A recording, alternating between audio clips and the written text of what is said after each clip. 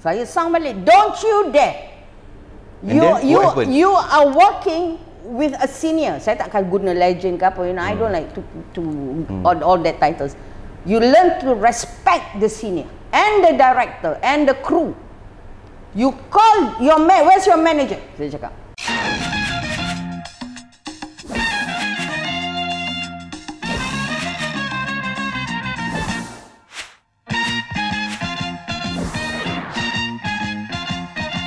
Assalamualaikum, selamat datang ke program siar, iaitu program Ruang Temu. Hari ini kami bawakan kepada anda seorang tetamu yang saya sangat hormati, seorang pelakon yang cukup berpengalaman dalam industri, primadona Fauziah Ahmad Daud. Yeay, tepukan gemuruh untuk diri sendiri. Okey, Kak Uji, Yeah. kita ada beberapa persoalan kita nak throwback zaman Kak sebelum menjadi seorang pelakon. Okey. Fauziah Ahmad Daud sebelum bergelar seorang pelakon, siapakah Kak Uji? Kenapa orang rakyat Malaysia kepo nak tahu? Mungkin itu nak tahu. Maaf pula ya. Okey. Tak adalah, okey. Saya sebenarnya, okey, cita-cita pertama masa kecil lah kan. Okey.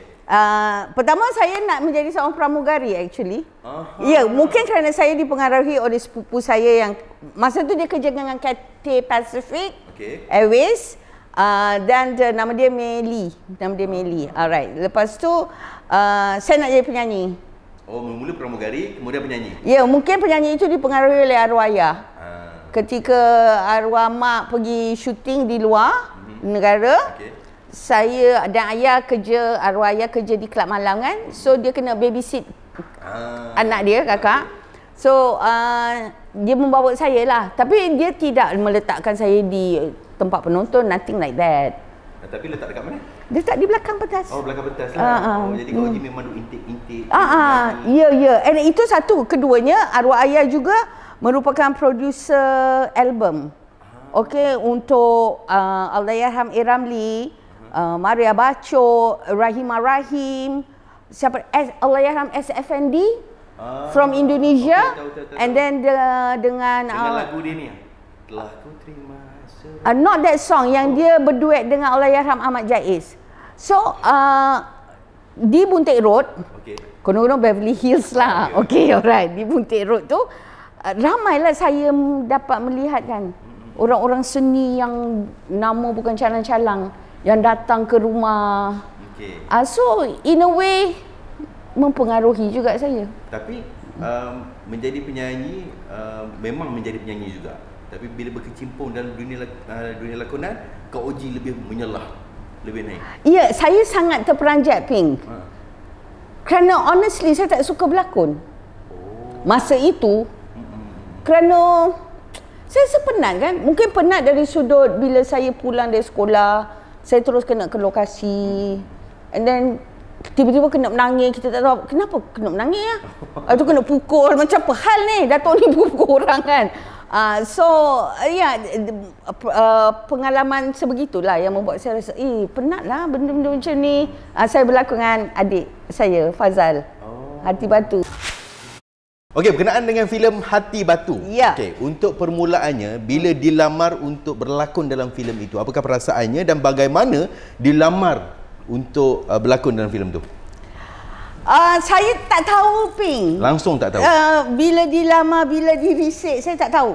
Tiba-tiba arwah mak cakap, Fauziah, Uncle M. Amin, Allahyarham sutradara M. Amin, anak Fauziah dengan Fazal berlakon dalam filem Hati Batu ni, satu filem ni. So I'm like, Saya tak berani, saya anak yang tak berani tau. Oh, tak berani untuk menolak? Dengan mak ayah. Faham. Tapi sebab I might be loud. Okay. Because when I have a voice, I want it to be heard, but not with my parents. Okay. So mak ajar. Saya tak tahu apa-apa. Mak ajar. Ajar berlakon lah. Ya, ajar berlakon. Berapa lama tempoh untuk sebelum masuk tak lama lah, that was like a week macam gitulah. Tapi dia macam ni arwah ayah very strict when it comes to education. So saya memang diwajibkan ke sekolah, tak boleh ponteng-ponteng. Okay, so pergi ke sekolah. Habis sekolah je dah production manager dengan sepupu saya namanya Kak Beda datang ambil saya pergi ke location. Alright, di situ masa kecil kan kita ditemukan dengan pelakon legend seperti Seniwati Latifah Umar, Siti Tanjung Perak, Saleh Melan. Bayangkan, I'm like tergamam, tak tahu apa-apa, and then tiba-tiba kena berlakon, kena pukul. Macam, apa hal dia orang tu boleh pukul kita kan? Okay, sekarang Fauzia kena nangis. Macam, kenapa kena nangis? Pasal botol kicap and all that, you know what cerita tu kan. So, prosesnya memenatkan bagi saya sebab kita lokasi ni di macam ladang getah, something like that.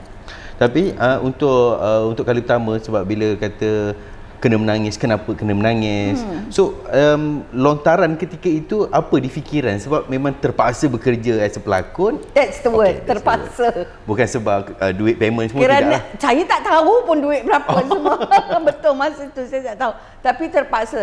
Dan terus terang saya katakan, I thought my brother Fazal berlakon lebih bagus dalam cerita tu daripada saya. Saya memang tak tahu apa-apa Pi. Tapi ada satu scene yang memang betul-betul terjadi, yang kita duduk dekat bridge ke apa. Orang tu datang memang kasih kita duit. Dia ingat kita peminta sedekah. Kisahnya macam tu. Kisah ya, betul. That was real. Benda tu bukan diplan ke dibuat-buat, nothing like it. It was not in the script. Okey, faham. Jadi selepas shooting dan juga sebagainya, apa respon arwah ibu waktu itu dengan lakonan? Dia sukalah. Dia kata, pandailah anak-anak mak berlakon, kan. And then itu merupakan pertama kali saya merakamkan lagu untuk filem tersebut, Hati Batu.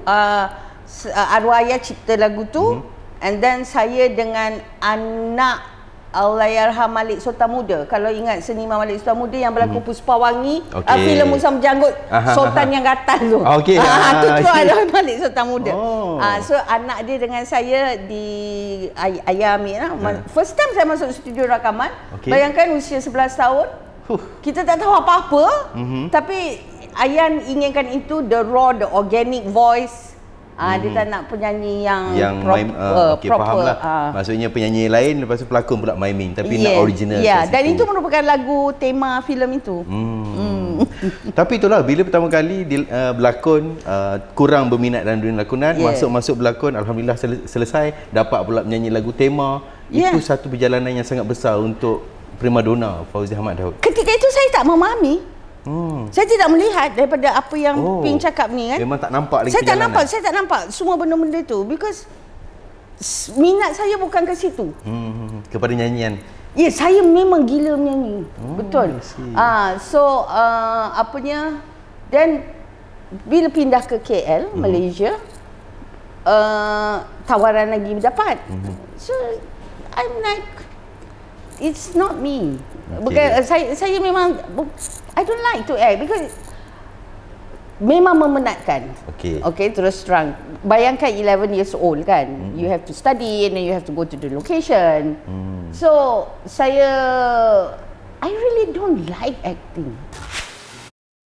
But when you like to act? So, bila balik, bila kita berhijrah ke KL, hijrah KL, berlakon dengan arwah mak ayah. Filem Permintaan Terakhir? Ya. Allahyarham Datuk Jamil Sulong. Ketak lutut lah Ping. Mak ayah kita lah. Mak juga ajar. Mak juga ajar? Guru saya tu. So dia ajar, dan tapi saya punya adegan tak banyak lah, sebab saya melakonkan watak Uji Rashid ketika kecil. Alright. Mestilah saya rasa segan dan malu kan nak berlakon dengan mak dengan ayah. Masih lagi tak minat, sebab kita kena pergi sekolah dan kita kena pergi location. Tapi ada masa-masa yang saya harus ponting sekolah kerana jadual tu. But then berlakon Ceritaku Ceritamu masih tak minat. Bayangkan. Ceritamu pun masih tak minat lagi. Sebab untuk filem itu akan ada pelakon utama, dan pengarahnya adalah arwah mak juga, dan merupakan pengarah wanita pertama dalam industri filem negara. Benar.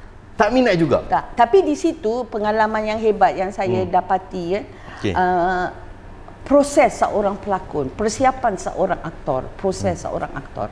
Itu memang saya dapat 1 bulan kau-kau dari arwah mak. Dia train 1 bulan tu di rumah.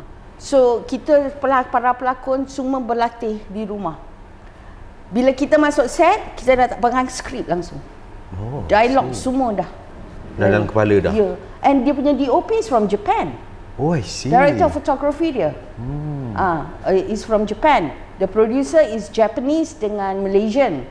Alright. Dia punya penerbit lah datang rumah yang saya hidangkan air, dia terus gini. Hasnasan. Dia cakap kat saya. Ya ke? Saya kata siapa Mamat ni kan? Kan? Dan baru dia berbincang dengan mak yang dia nak saya berlakon. Dia nampak saya watak tu. Aduh, Ping, akak gobok, Ping. Gobok macam tu gobok macam, alamak, kena berlakon lagi ke? Bosan lah. Tapi sebab kalau pelakon-pelakon lain, persiapan mereka lebih kepada berguru dengan orang di luar. Tapi untuk Kak Oji berguru dengan mak sendiri. Kan? Jadi nak membezakan mak dan juga guru. Bila dia mendidik, dia bukan mak. Okey, faham? Dia memang guru. Dia meletakkan diri dia sebagai guru. So, cerita tu kan saya memang perlu banyak mengeluarkan emosi dalaman.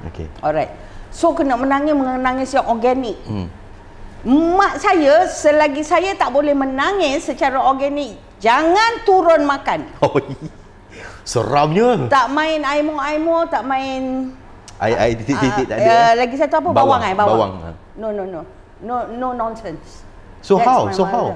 So that is the reason why you have to truly understand. You kena faham kenapa, mengapa, bagaimana. Bila kita dah pergi belajar, baru kita memahami.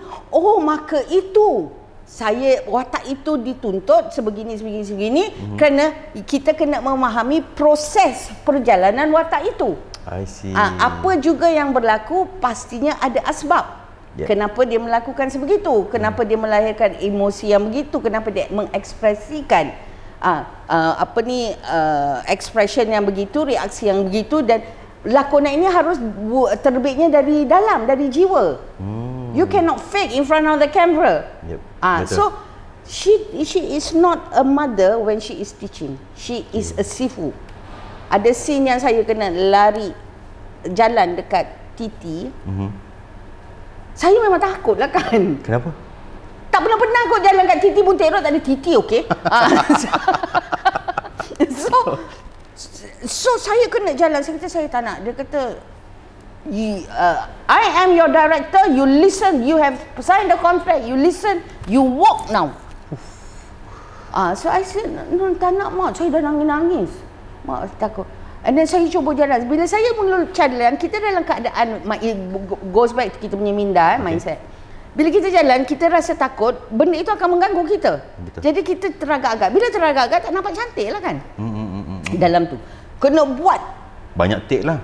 Banyak dapat 3. So dia kata, dengar sini watak Hasna ni dia dah melalui Titi ini daripada dia kecil. So apa yang menakutkan? Faham? So itu berbalik kepada the back story of this character. You see, itu semua kakak belajar daripada mak. So saya dengan bismillahirrahmanirrahim. Zap. Alright. Okey, jalan. Print. Terus print. Alhamdulillah. Selesai juga scene tu. Yes. My mother, jangan main-main dengan dia. Adakah dekat situ dah selepas training sebulan dah kata apa, pressure dekat set lakonan, minat mula? Tak juga. Saya pergi Club 392. Saya pergi shoot jadi penyanyi dekat Club Malam 392. Selepas daripada filem tu? Ya, saya pergi 392. Memang minat dalam dunia lakonan ni kurang lagi lah waktu tu memang. Tapi untuk filem ini, akak juga dinobatkan sebagai Anugerah Bintang Harapan di FFM 1 yang pertama. So saya masa tu tengah menyanyi di Club 392. Di Orchard Road dah. Sekarang club tu dah demolish dah. No more. Jadi mak call, mak kata Fauzia kena balik sebab Fauzia tercalon. I'm like, Fauzia kerja mak, mana boleh kan. So dia kata tak, Fauzia kena balik. So saya kena minta cuti lah daripada saya punya bos tu. Saya 2 hari je saya boleh dapat cuti. So saya pergi tercalon, and then menang. Saya macam okey, saya tak ada rasa apa-apa ketika tu. Saya rasa malu-malu, saya rasa macam but I owe it. Tapi deep inside my heart I said no, kerana Saadiah. You know, didikan dia apa semua, you know. And she was so happy. Dia happy sangat. Ya, saya dapat lihatlah wajah, you know, dia proud moment kan. Saya yang macam orang malu first time nak ambil hadiah kan macam kan. Okay. Alright. So then besok dia ada apa dia 2 hari cuti, lepas tu saya balik terus sambung nyanyi balik. Oh, berapa lama pula dalam tempoh untuk next film selepas itu? Masa saya menyanyi tu saya dapat tawaran untuk berlakon filem Abang. Filem Abang. Okey, filem Abang ni kita tahu jugalah filem yang lebih kepada lontaran-lontaran dialog ala-ala theatrical. Dan para pelakonnya bukan calang-calang orang kan? Ya. Semua macam like grade A punya list kan dalam industri kita, dalam medium theater kan. Betul. So mak suruh saya berhenti. Oh, suruh berhenti menyanyi? Oh, kita dah bagai nak erat diorang sama hot stuff kan. Kat situ. Dia suruh kita berhenti. Lepas tu kita anak yang okey lah. Aku takut mak aku lari. Lepas tu belah batu tangkuk. Okey, jadi bila bergandingan dengan pelakon-pelakon hebat waktu tu, Datuk Tamimi Serigal, kita Datuk Rahim Razali, Seniman Ahmad Yatim, Datuk S. Rumaino, Datin Umi Kalsum, Ajano Kumala Seniwati, Ajano Kumalasari, Seniwati Noria arwahnya yang jadi isteri kepada Ahmad Tamimi. She's a very good actress. Sayang dia dah pulang ke rahmatullah kan. Siapa lagi? Allahyarhamah Rohaya Rahman. Pak Rahman B punya wife. Okey. Bangsawan tu, legend dalam Bangsawan Rahman B tu. Tamam Idris. Oh, Tamam Idris. Okey. Allahyarham Tamam Idris. Ramai sebenarnya pelakon-pelakon hebat dalam tu. Memang saya tolak. Oh, pada asalnya tolak juga. Saya takut. Saya baca skrip dia, saya kata, ini bukan calang ni cerita kan. Macam, am I prepared? Okay, first thing that comes into my mind was, adakah saya bersedia untuk tackle this role? Okay. Adakah saya bersedia untuk berhadapan dengan mereka yang merupakan the great list of actresses? Then my mother, saya kata, mak saya tak nak Fauzia, tak nak berlakon. So apa respon? Dia kata, kau bodoh. Fauzia pelakon bodoh. Kalau Fauzia tolak cerita ni, Fauzia pelakon bodoh. Dengan orang-orang macam ni lah Fauzia patut tuntut ilmu. Oh, I see. And so seperti biasa. Take the challenge, masuk. Yeah. Tapi dia ajar. Itu dah kita nak tanya ni. Dia ajar. Maknanya penting bagi dia membuat persiapan seorang aktor itu. Okey. Persiapan dari segi karakternya. Bayangkan ya, Seniwati Sadia bukan seorang seniwati yang membaca buku tentang persiapan seorang aktor tulisan Stanislavski. Okey, orang-orang pelakon dan teater dia tahulah bila saya sebut Stanislavski ni. Tetapi kenapa dia berpegang kepada itu? Seorang pelakon harus buat preparation. Okey. So, saya belajar dari situ dan it's a point for her. Dia make sure yang you are well prepared sebelum you pergi ke set supaya you tak menyusahkan orang. So, disiplin seorang aktor, persiapan seorang aktor, tanggungjawab seorang aktor. Mak lah yang mengajar. Semua ilmu lakonan. At that time saya tak ada masuk bengkel-bengkel. Langsung tak ada lah, dengan mak je lah. Ya.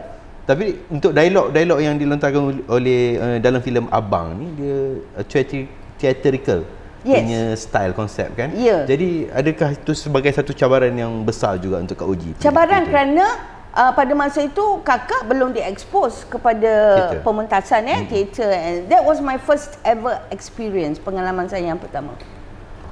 So bayangkan ketak lututnya saya bila saya harus lakukan adegan dengan seniman hebat Ahmad Yatim. Saya nervous gila, Ping. Time tu Ya, saya takut. Saya takut sebab his presence, you know, Ahmad Yatim ni Allah anugerahkan that stage presence in him. You know, dia tak perlu cakap apa, dia berdiri je kita dah macam wow. Takut dah.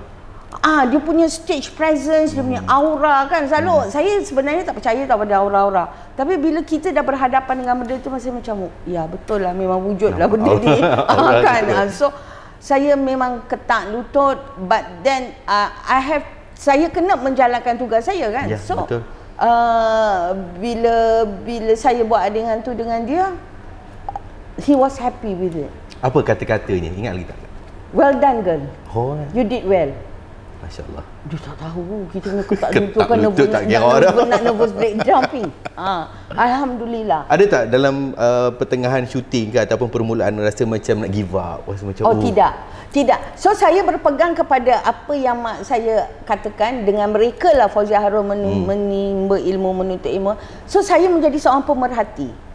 Okay, see. So I observe tau cara mereka, macam mana mereka mengasingkan diri mereka. Macam contoh Abang Tarmimi Serega, Datuk dan Mimi, dia mengasingkan diri dia sebenarnya nak buat adegan yang dia bertengkar dengan Datuk Rahim. Dia tidak mencampuri kita. Dia mengasingkan diri dia untuk dapatkan the energy, the mood, you know. So saya perhatikan macam, oh okay, so this is how they prepare. Macam mana mereka mencari energi dalaman and be in that situation at that time. You know, so bila dia masuk set aja dia dah watak. You know, itu orang kata method acting lah kan. Acting. So abad berbeza dengan sekarang. Ya, sangat berbeza lah sebab quality on that time. Ya, sekarang dia punya senario amat berbeza kerana mereka masih lagi di phone. Ada yang buat live jual produk dan penolong pengarah harus menjerit, artis mana? artis on set dia, kita nanti kita go back ni dijual. So attitude problem. So itu berbalik kepada you do not respect your craft, you do not respect the word actor. Kalau you respect, you are not like that. Betul. So itu yang saya pelajari daripada mereka-mereka ni. Otak-otak yang betul-betul. Yes.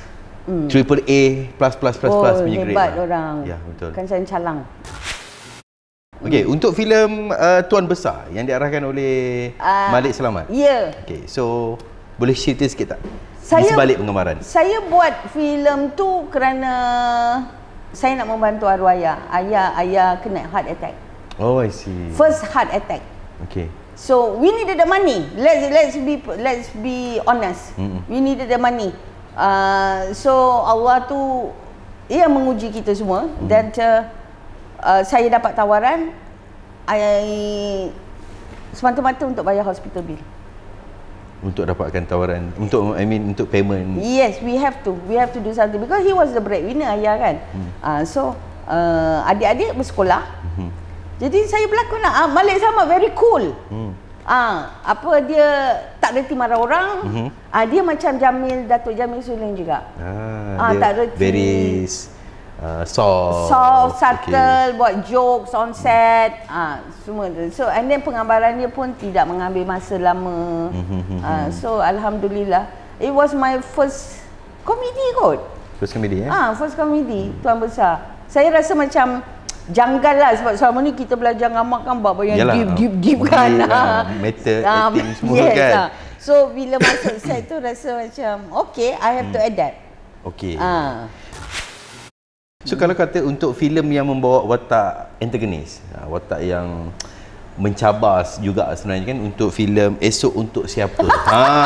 Bila ditawarkan oleh Tan Sri Allahyarham Tan Sri Jin Samsudin. Apa perasaan ketika itu bila tahu watak yang bakal dibawa oleh Kak Oji? Menerima dengan sebulat-bulatnya ataupun ada arguing ke? Saya takut. Takut bukan takut kerana apa ya? Pertama, hormat terhadap Tan Sri Jin. Kerana kita mengenali beliau daripada zaman Buntik Road. Okey. Dia pernah kan nak jodohkan akak dengan anak dia, Jeffrey. Oh, ceritanya. Yes. Okey. Kakak cantik. Handsome lah anak dia. Ya tahu. Handsome sangat.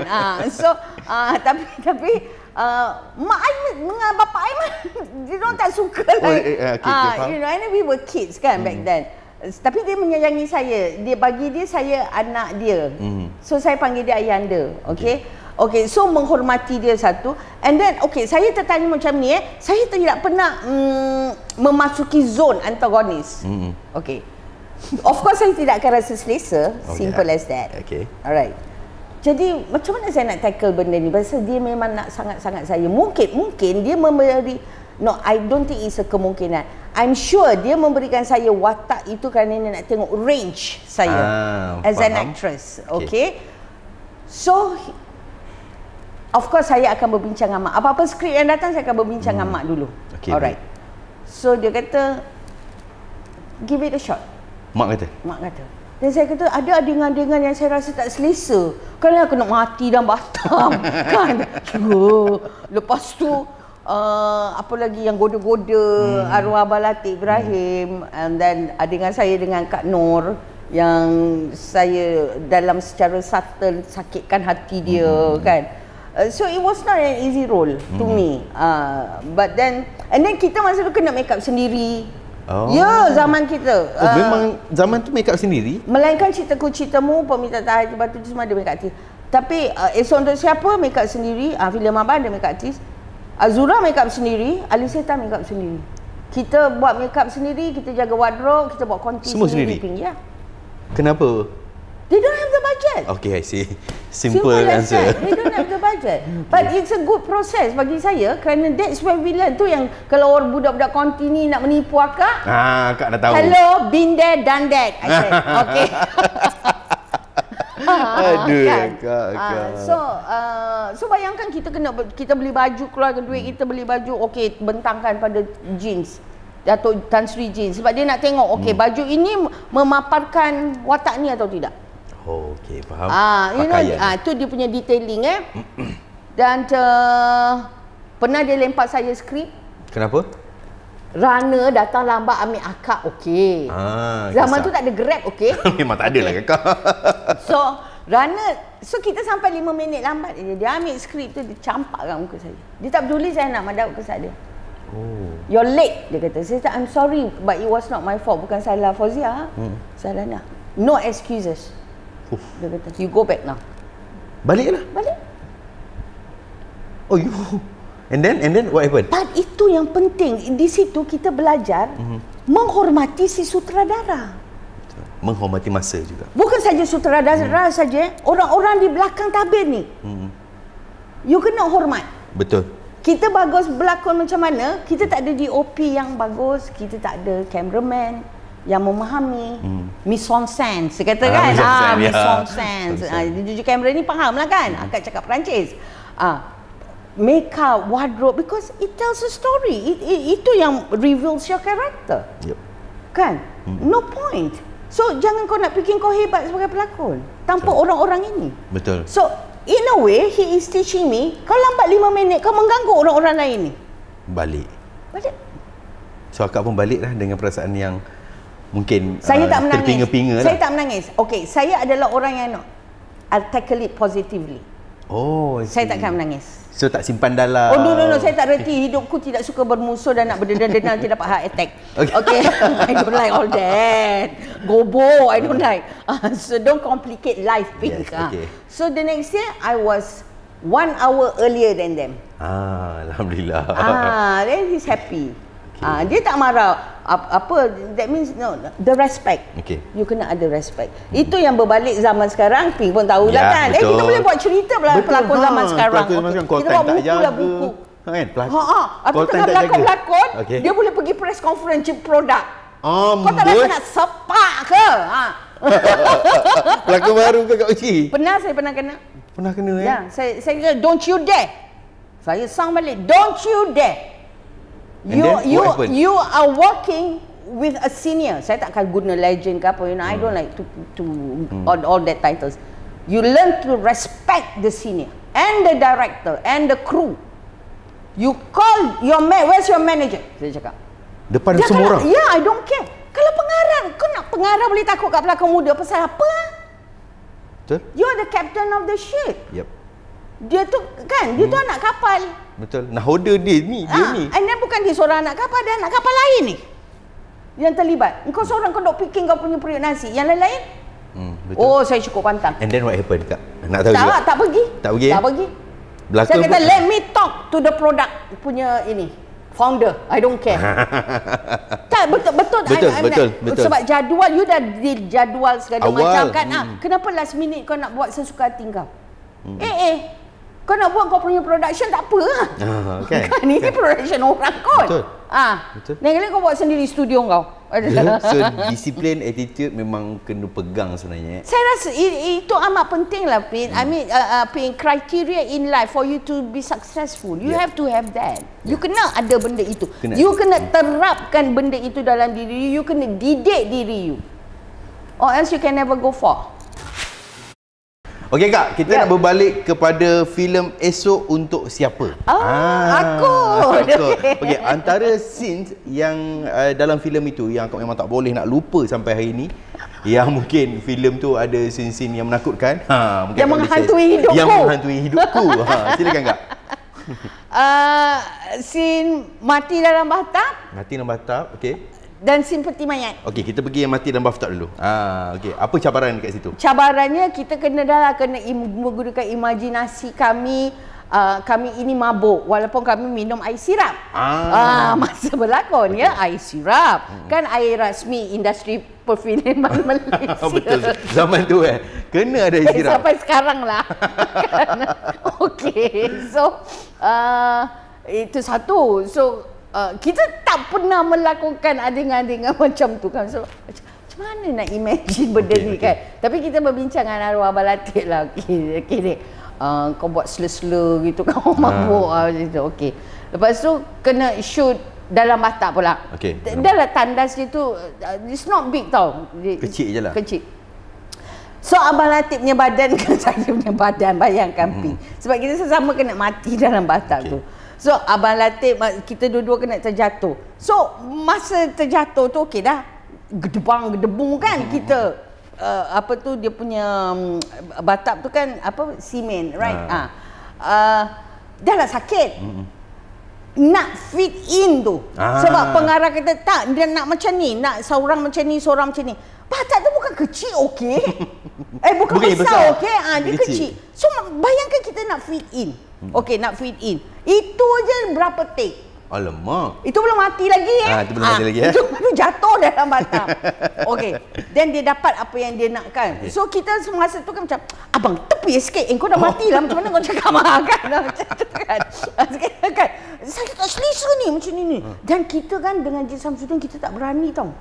Kita tak berani macam to say no. Kena buat juga. Dia nak. Itu dia. Okay. He knows what he wants. That is Encik Samsudin. Alright. So kita buat juga. So bayangkan dalam keadaan tu kita lemas. So diorang isi air kat kita kan. Kena tahan nafas. Betul lah Kak. Jadi macam mana time tu, tak panik ke? Panik lah. Panik. Penat dengan panik dengan. Dan macam mana nak tahan nafas lagi ni. Macam tu. Reaction muka nak kena jaga. Reaction muka kena jaga. You tak boleh ni. Dah mati. You're supposed to be dead. Kan? Muka macam tu kan. Dengan kita tak selesa dalam keadaan sebegitu. Tapi itulah proses kita kan sebagai seorang pelakon. Lama kan? tak Kak ambil masa untuk lama berjam-jam. Berjam-jam. Direct dia punya dia punya DOP tak silap saya arwah Allah siapa? Johari Ibrahim ke Johan Ibrahim. Dia award winning punya DOP. I see. Dia award winning and he's very detailed. Dia bukan asal boleh. Detail yang macam mana Kak? Dari sudut lampu, dari sudut angle. Sebab adegan itu menceritakan, kita tak ada dialog kan. Tapi bahasa tubuh kita itu je dah menceritakan apa terjadi pada nama saya Intan, nama Abang Latif apa dalam cerita tu saya tak ingat. So benda-benda macam tu. Itu dah satu hal. Itu pun dah ambil masa dah. Ambil masa. I think dengan sampai jatuh. Pagi tak silap kakak. Daripada pukul berapa Kak? Ingat tak? Lepas maghrib. Sampai 4 pagi? Ya. Untuk scene tu saja? Ya. Scene mati saja? Scene daripada kita mabuk. Sebab dia banyak extras scene tu. Dan Datuk dia takkan ambil satu shot, master shot tebuk-tebuk. That's not him. Dia sudah edit dalam kepala dia. Ini shot ni macam dia tidak ada illustration dia tak ada storyboard, tapi dia dah edit kat kepala dia. Shot apa aku nak. Alright. So itu yang dia datang set aja. Datuk datang Sri Jin sini, dia datang set aja, dia dah tahu dah. Dan sini angle kamera sini. Ini dia punya permainan sinarionya. Very semua dalam kepala dia. Semua dalam kepala dia. So itu dah satu bab sampai 4 dan habis kat situ I think pukul 10 malam baru kita buat scene yang itu. Peti mayat? Dekat bathtub tu. Yang bathtub tu. Sampai 10 malam pagi. Sampai 4 pagi. Ya, kesejukan kan. Scene mati ni pun susah juga ya. Susah lah sebab dia mati tak dalam iman.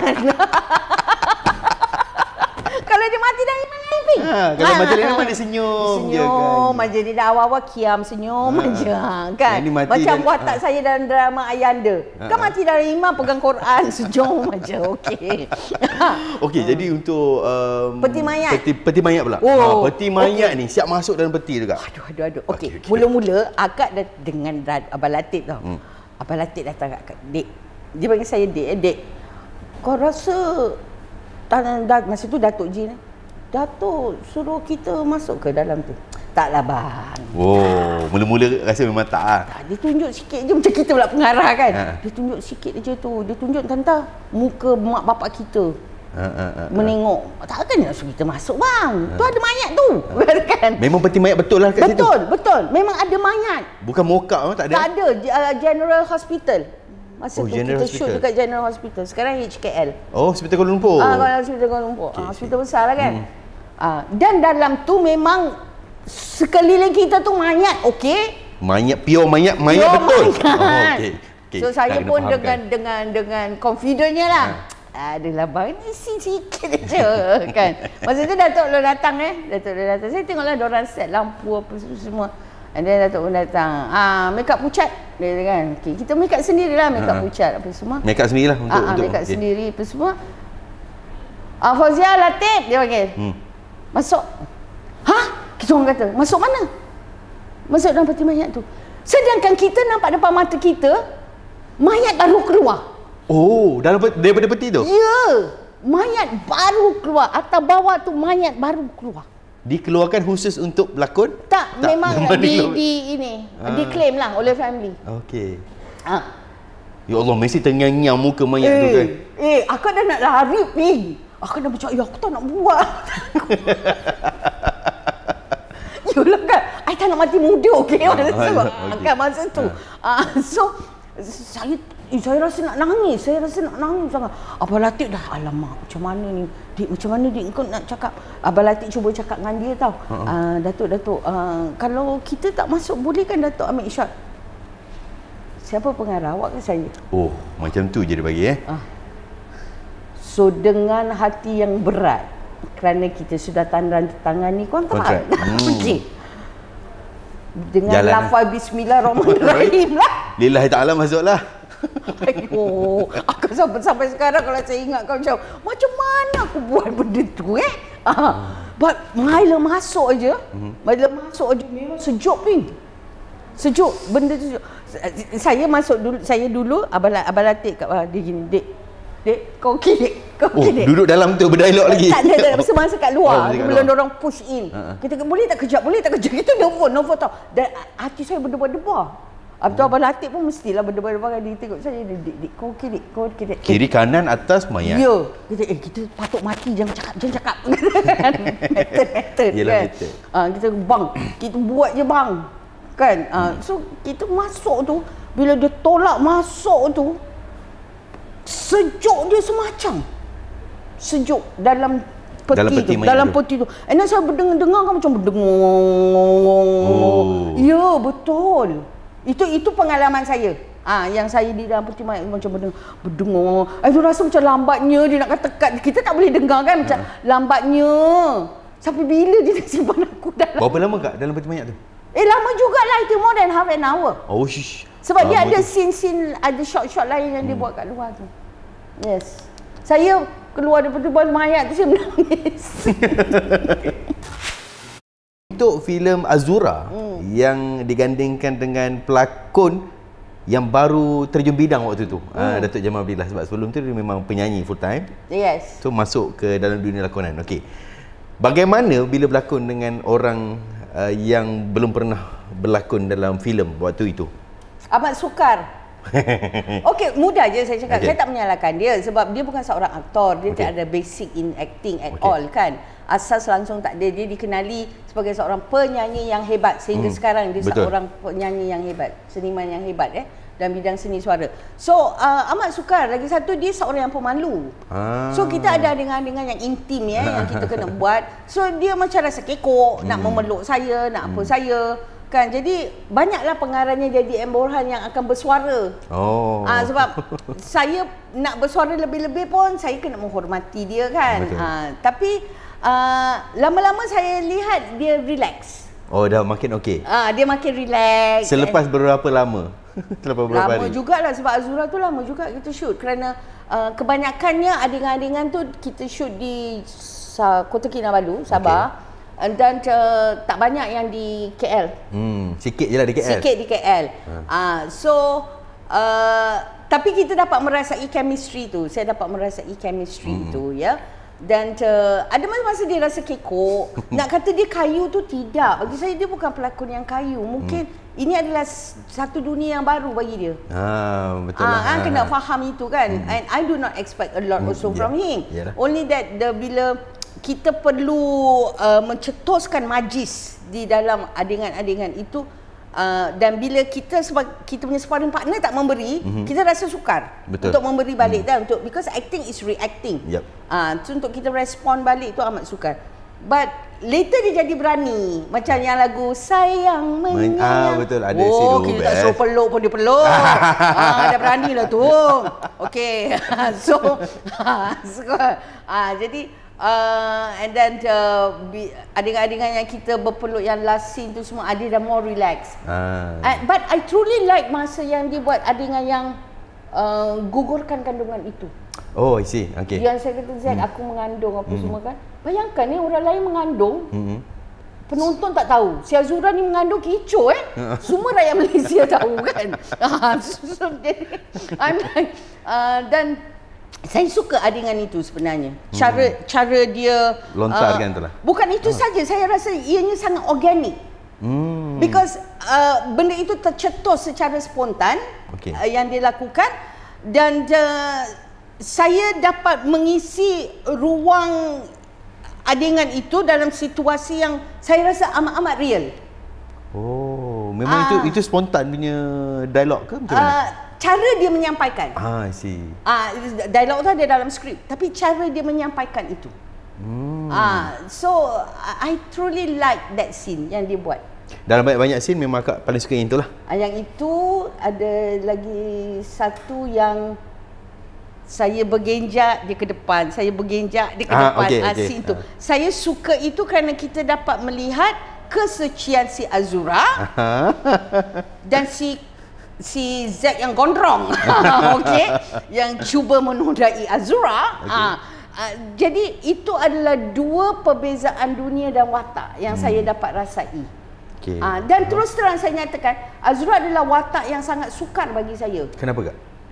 Dia memasuki di dalam ruang journey si watak ini sebagai seorang murid sekolah. Kemudian tu transisinya sebagai isteri kepada Zack. Kemudian transisinya terus kepada bakal ibu. Wanita muda yang mengandung, remaja yang mengandung. So itu adalah transition yang amat sukar dan geraf dalam seni lakon yang amat sukar kerana saya tidak pernah melalui pengalaman itu melainkan sebagai murid sekolah. Faham. So saya memerlukan mak saya, arwah mak, untuk membantu saya. Saya panggil datang ke Sabah, to teach me. Yes. I had trouble doing that during the shoot. Because saya cuba nak memasuki ruang dia, saya tak tahu macam mana nak memasuki. Maksudnya tak sampai dia punya ni. Saya dapat rasakan saya tak sampai. I cannot lie kan. So benda-benda itu lagi satu scene saya suka yang dia datang kat kelas tu. Kau tunjukkan. Kau tunjukkan action. Anda Azura? Kenapa perkataan Anda Azura? Tak tahulah, dia bahasa baku zaman tu. Kan, tapi boleh je. Dia lain. Boleh je kita nak panggil awak Azura. Kan? Tapi zaman tu, kalau kita tengok dalam dunia lakonan, perkataan-perkataan yang digunakan, yang dilontarkan dialog itu lebih kepada baku. Ya, benar. Zaman itu, kalau di luar daripada bidang lakonan, adakah itu juga cara pertuturan pada ketika itu? Tak adalah. Sama macam sekarang juga kan? Sama macam sekarang. Cuma sekarang dia punya kata-kata tu lebih maju sikit lah. Ya ke? Kadang-kadang akak pun tak faham lah apa yang sekarang budak-budak ni cakap. But no, tak ada baku. Bila kita cakap biasa je. Tapi itulah agak cringe juga sebenarnya untuk filem Azura ni. Sebab salah satu scene yang saya memang bila tengok, tak boleh tengok ni dengan dialog Anda Azura. Lepas tu scene yang dia jatuh motor, pap duduk bawah pokok. Apa jauhnya accident kat situ, kenapa berlari duduk bawah situ? Akak explain sikit kak. accident, dia motor tu Motor shoot jatuh. kat KL. Motor shoot kat KL. Shoot kat KL. Okey. Dia jatuh kat pokok Bawah pokok tu. Bawah pokok tu di Sabah. Di Sabah, jauh perjalanan. Jauh perjalanan Abang Zack kita. Bayangkan Zack punya perjalanan. Yes, Bayangkan, very betul. long and winding road. Itulah. Itu kita kena tanya director lah sebenarnya kan. Tapi itulah seni yang nak ditunjukkan dalam sebuah filem. Ada lagi satu yang dia masukkan tangan tu apa, dia masukkan tangan dia dalam lubang dia yang dia keluar. Okey. Itu saya rasa macam bodohnya. Kan? Sampai sekarang saya tengok balik aku kesapang macam Amal. Okay. Selepas habis tayangan filem, ada duduk bersama dengan Datuk Jamal untuk tak tengok ada, balik? kita dubbing. Kita kena pergi dubbing masa tu, dubbing Pink. So kita dubbing dekat tu, Jamal datang dubbing I think 2 weeks after kita dah dub. Sebab dia masa tu sibuk dengan show. Dia memang banyak show masa tu. So kita tak ada dapat duduk bersama dengan dia masa kita dubbing. Masa tu sajalah. Masa tu saja. Ada tak perkataan-perkataan yang keluar daripada Datuk Jamal yang akak masih ingat lagi, kata tak boleh ni lakonan ni. Ada tak? Tak ada langsung. Tak ada. But I thought dia mempunyai bakat, only that but then dia tak mengambil serius kan bidang seni lakon ni. He's more into singer. But till to this day I would have said that saya menompang Tuah Jamal Abdillah dan M. Nasir. Melalui Azura itu. It's not because of me. Lagu-lagu nukilan M. Nasir bukan calang-calang dalam cerita tu. Dan cara penyampaian Jamal bukan calang-calang, especially Azura tu kan. Masa dia shoot tu kan kita kat depan menonton kan, kena ambil shot saya tu kan. Meremang. Bila dia kan Azura, dan you feel tu kata storytelling kan, Azura dengan punya, dalam lagu tu dia punya first note aja dia dah pergi dah. Itu bakat anugerah Allah. Akak tak rasa tak tergelak ke bila ada scene-scene yang macam Datuk Jamal Yahoo lompat kan? Gelak lah, rasa bodoh lah. Betul. And then lagi satu yang scene yang Azura dapat advance. Dapat mana? Azura dapat advance. Kan? Pergi joli. Itu bapak betul main buayan. Ya Allah, galak main buayan tiba-tiba. Kan? Macam agak-agak lah. Kreatif sungguh dari M. Borhan. Jadi bila akak selepas beberapa tahun, mungkin 10 tahun ke atas, bila tengok balik filem Azura, aku rasa nak sepak diri. Nak saya terang kepada semua penonton filem Azura, bila akak yang dah 60 tahun ni menonton balik filem Azura, aku sepak kan perempuan ni betul. Okay. Gosh. Itu antara salah satu filem yang ikonik, filem Azura. Alhamdulillah. Kita tak memberi pernah banyak menjangkakan. Sebab dia memberi impak kepada ramai. Ada tak respon daripada penonton kata? Ping sampai sekarang lah. Apa? Bila Azura tu tayang, mesti orang DM saya ke WhatsApp saya, dia bercerita. Apa antaranya? Dia cerita lah, dia bercinta dengan lelaki dia, duk tengok filem tu. Sekarang ni dah jadi suami, dulu boyfriend. Ada yang kata dia pergi dengan boyfriend tu tak jadi kahwin. Ada juga. Macam, kau ingat aku kat Sri Siantan ke nak ambil tahu? Kenapa luahan rasa tadi? Luahan rasa lah kan. Okey, itulah yang kata memberikan impak kepada penonton sebenarnya. Itu satu. Masa premier Azura, Datuk Jamal tak ada, diorang goncang ni Coliseum. Uish. Gate kan, Coliseum ada gate tu. Dia goncang ni, tiket belum buka lagi. Sebab apa? Gila sangat dekat filem tu. Dia punya impak ni, cakap betul. Saya dorang sembunyi, saya kena masuk atas belakang. Dulu kan cara kita promote kan, kita kena naik atas pentas tau. And then we have to go tour to all over Malaysia. Cara kita promote lah. So diorang nampak saya, Azura jerit-jerit. Yang saya bodoh kan, macam dia panggil siapa ni? Aku kan Fauzia. Dia kata Azura. Tak ada, hilang dah nama Fauzia, hilang dah nama Berapa lama Kak nama Azura lekat sampai kat sekarang? Masih lagi Sampai sekarang, masa kakak jadi audition uji bakat untuk AF nak cari peserta, semua nak nyanyi lagu Azura. Nak ampu akak lah tu. Kau tak sedar juga kau boleh nyanyi lagu Azura tu kan. And then the thing is that bila kau nyanyi, kau nak jadi Jamal Abdillah. Kenapa? Itu interpretasinya. Betul. You kasih you punya interpretation. Ikut cara masing-masing lah. Ya, Kenapa nak tiru? Azura is a wonderful song written by M. Nasir, dan dia menang anugerah untuk that song. Betul. Dalam Festival Filem Malaysia, dan dia pun naik atas peta kita. Apakah itu filem tanpa lagu? Tu je ucapan Ibn Nasir. Dia kan a man of a few words. Betul. Betul. Okey, bila bercakap berkenaan dengan penonton Malaysia ni yang memang eager terhadap filem-filem yang bergenre cinta, yang ada elemen-elemen cinta, muncul filem Ali Setan yang memang memberi impak sangat-sangat besar.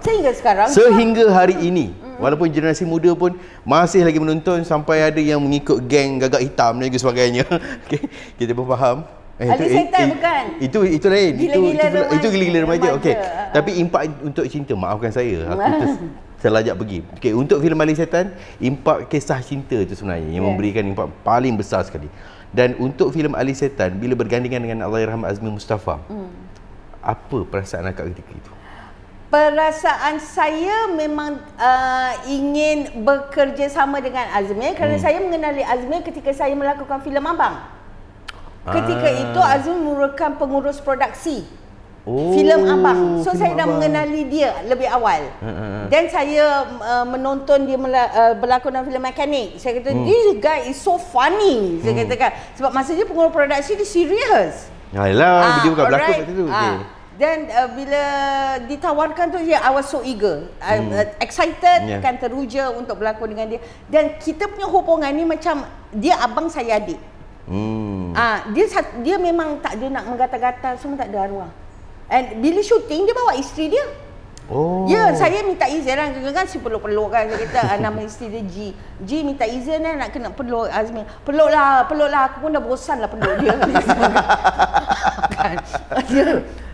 So kita punya chemistry tu kita dah tahu dah. Memang strong. And then satu, kemenangan Ali Setan ni dari sudut perbincangan yang wujud.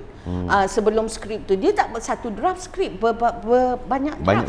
Banyak draft. Macam katak tu, pantun katak tu, kata. Tak ada dalam skrip asal. Improvise? Dorang bincang. I see. Untuk buat tu. And then saya ditipu oleh Jin Samsudin sebab saya takut katak. Dia kata tak ada, kita pakai katak plastik. Tapi time shoot dia kasih katak betul. Jadi salah satu sebab akak menang Best Actress kerana katak itu. Saya harus berterima kasih pada si katak. Saya dah angkat kain, dah ping, dah ketakutan. Aku duduk lompat kan. Nampak real lah kan. Orang tu si cameraman semua. Suka sangat kan. Akak takut. Okey, itu satu. And then 28 hari je syuting sebab kita memang dekat USM cuma sikit aja yang dekat Batu Feringgi, dan mana ada satu kampung lah dekat Penang, tempat yang saya balik kampung konon-konon tu. So we had fun. Hafsah Hassan merupakan pengurus produksi ketika itu. You bayangkan filem itu hanya 10 orang di belakang tabir yang terlibat untuk sebuah filem. 10 orang juga? Ya, itu termasuk teknikal Arwah Jamal Ma'arif was the DOP and cameraman. Tak ramai. Itu pun make up sendiri. Make up sendiri juga. Sheila Majid. Sheila Majid Tipa Tertipu. Okey. Tu dia gila nyanyi Pink masa tu. Masa tu dia pergi, nanti dia ambil Lock Hela kan dia menyanyi. Dia gila menyanyi. But she is so talented as a singer. Dan kita selalu bully dia, Sheila nyanyi. Sheila buat Nescafe. Amboi. Cici macam mana sini aku tak tiba, kau buat aku Nescafe dulu. We had fun. Cerita tu memang we had so much fun. Scene dalam kereta api ya? Scene dalam kereta api tu improvisasi si Azmi Mustafa. Tak ada dalam skrip yang dia itu Coca-Cola tu kat saya. Tak ada langsung? Tak ada. Akak tak expect langsung? Tak ada. Kau hajarlah dia, tak baik, dia dah meninggal. Okey. Dia rupanya dia dah imagine macam mana dia nak kacau. Macam mana dia nak buat. Saya habis tu. Itu daripada Penang balik KL. Sebenarnya kita shoot. Daripada Penang kita nak balik KL. So kita shoot dalam tu, diorang dah block lah kereta api tu kan. Dan we shoot all that. Last tu dia kasih saya tu. Aku kata, dia ni dah terlebih improvisasi ni. Main gila ni. Saya pun kan kereta api ada kantin kan. Saya beli telur. Itu pun improvise juga? Kasih balik. Kan? So improvisasi ini amat penting. Betul. Sebab pelakon ni kena bijak. Tapi lepas habis syuting tu memang engkau buat dekat aku pakai macam itulah. Kau tengok aku sampai KL bau Coca-Cola. Tu aku ni telur dia kan. But it was fun. It was fun. Saya suka masa shooting Ali Setan. Ali Setan best. Best sangat sampai sekarang. Betul, Kan? betul. Masih lagi. Respon peminat dan juga penonton selepas Oh gila. Dia memang gila. Gila. Dekat lagi-lagi kat Johor Ping sampai runtuh pentas. Masa buat tour? Kita buat tour, tapi kita tengok cerita tu aja kita dah tahu ni box office. Kita dapat tengok dulu kan masa premier di KL. Kita box office ni cerita ni memang orang gelak bangai nak rak. Kita yang berlakon ni pun kita gelak. Kita yang berlakon kat set tu pun kita tahan gelak. Sebab perangai masing-masing lah. Ya, perangai masing-masing. So then so penonton dah penuh dah kat Dewan tu untuk menonton. Dan kita disuruh naik pentas. So semua dah keluar dan tinggal saya dengan Azmin. So Azmin keluar and then saya pun dan Fauzia Ahmad Daud sebagai Azmida.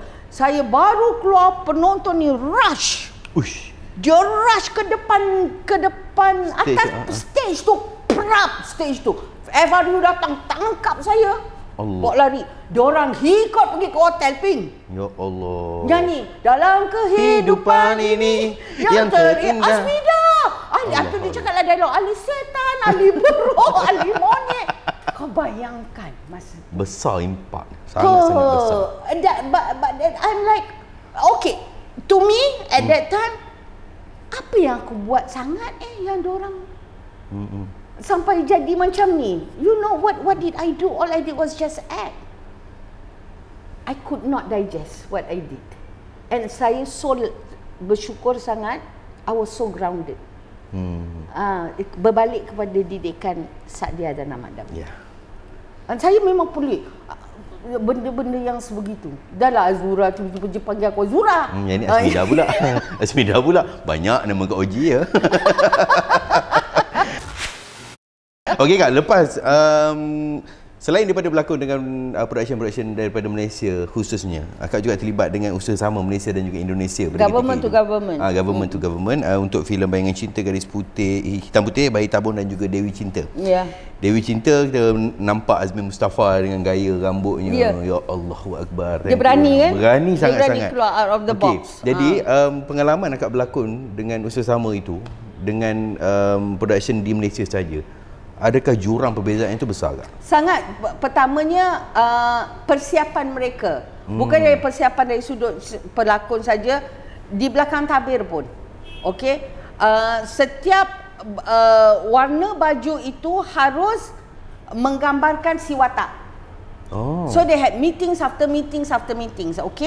And then kita dikenalkan dengan apa-apa pelakon. Itu pun, Daddy Mizwar the best actor and he was formerly a governor. Dia memang daripada Taman Ismail Marzuki. Bukan calang-calang orang lah pelakon ni. Standard Selamat Raharjo. So dia banyak berlakon dengan saya. Lydia Kandau berlakon dengan saya. Allahyarham Mika Wijaya, Allahyarham Zainal Abidin, Rina Hashim. Semua bukan calang-calang orang untuk Gadis Hitam Putih. So jurangnya tu jauh beza lah. Dia are well prepared. Mungkin mereka melihat ini ada satu industri. Dan mereka menghargai seni Pink. Seni itu dah diterapkan dalam diri mereka dari mereka kecil. Amat berbeza. Zaman saya guru sekolah tak suka orang seni. Zaman saya. Salah tu sebab saya berhenti sekolah. Because I'm not going to argue with my teachers. I said that. So it's different back then. Alright. Itu satu jurang terhadap orang belakang tabir dan pelakon tak boleh bersama tau. Bila tak boleh sekali. Tak boleh makan sekali, minum sekali. Tak boleh. Dia pemeran pelakon yang belakang tabir. Dia tak kasih kita bercampur. And then satu dia punya budak panggil apa, handyman handyman. All the time dengan air. Ready kan untuk actor. And our director was dia memang selalu jadi juri Asia Pacific Film Festival. Wahyu Sihombing, mendiang Wahyu Sihombing. Dia guru saya di Taman Ismail Marzuki. Saya masuk bila saya kat sana 3 tahun, bila saya tak shoot, saya pergi belajar seni persembahan. Dia ajar saya. Pertama kali saya belajar, dia suruh saya jadi mayat. Mati lu, dia kata. Mati lu. Kamu belum mati lagi, mati sekarang. Ayo, dia kata. Ngapain gue harus mati? Okey Kak, untuk filem Dewi Cinta pula? Dewi Cinta pengarah lain. Arwah dah arwah juga. Arwah apa? Abadi apa something. Adi Wiono. Okay. Dia very cool. Dia lain. Dia bukan orang Batak. Yang orang Batak tu horas. Dia kalau datang macam dia kalau cakap kan. Ni dia very cool di Jawa. Dia very cool. And then dia senang berbincang apa semualah. Tapi untuk filem Dewi Cinta, lontaran dialog yang akak dan juga Allahyarham Azmi Mustafa ni dia lebih ke arah sana Ke arah sana. And then satu watak yang sukar juga untuk saya. Betul lah. Kerana saya tak eccentric. Penat. Energy tu. Betul. Penat. Sekejap dia macam ni, tak tahu agaknya dia mungkin bipolar kot. Bipolar. Betul. Kan? Sampai dia nak bunuh diri tu kan, ada scene yang betul-betul macam mengamuk semua kan. Sebenarnya dia seeking for attention. Yeah. Craving for love kan, true love. So it was not an easy role to portray watak tu. Tapi saya bersyukurlah dapat Azmin sebagai sparring partner. Tapi berbalik memang dia are so well prepared. Sangat well prepared when you talk about working with the Indonesians. Kadang-kadang satu hari tu tiga scene. Oh, tak banyak lah. Tak. Tidak. Sebab dia nakkan satu scene yang betul-betul perfect. Yes. Dia nak. And then saya merakam lagu juga yang angan-angan cinta. Dalam Dewi Cinta kan lagu tu. Dia punya producer is from, the composer is from Indonesia. So kita rakam di sana the song. So selepas bekerjasama dengan government penyanyi lah, maksudnya Indonesia dan juga Malaysia, apa yang akak dapat bila balik ke Malaysia? Maksudnya shooting dengan production Malaysia. Oh, beza. Kita merindui the professionalism there. Okay. Dia memang sangat berbeza. So kita dapat melihat yang di sini ramai yang tidak mengambil serius bila mereka yang senior itu sudah meninggalkan kan. Amat berbeza. Yang senior yang zaman-zaman mak saya semua tu, they take this job seriously. Very professional. Sangat-sangat professional, and berbalik kepada disiplin, attitude juga. So di Indonesia diorang menerapkan benda-benda yang sebegitu. Betul lah, kerja is fokus dekat situ sahaja. Because I believe they take it that the industri seni ini membantu ekonomi mereka, Ping. Yes. Di mana sini tidak. Mereka tidak mengambil itu. Mereka tidak melihat dari sudut itu. Tu pasal sana je nyanyi je lagu apa?